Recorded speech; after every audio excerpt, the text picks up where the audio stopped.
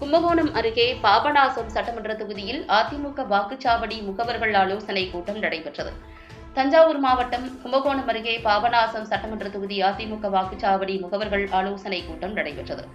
கூட்டத்தில் முன்னாள் சட்டமன்ற உறுப்பினரும் தஞ்சை மேற்கு மாவட்ட செயலாளருமான ரத்தினசாமி தலைமை வகித்து அதிமுக வாக்குச்சாவடி முகவர்களுக்கு ஆலோசனைகளை வழங்கினார். அப்போது ஒவ்வொரு வாக்குச்சாவடியிலும் உள்ள புதிய வாக்காளர்கள் பெயர் சேர்த்தல், திருத்தம், நீக்குதல் உள்ளிட்டவற்றை கவனித்து அதிமுக சார்பில் பொதுமக்களுக்கு உதவ வேண்டும் என கேட்டுக் கொண்டார்.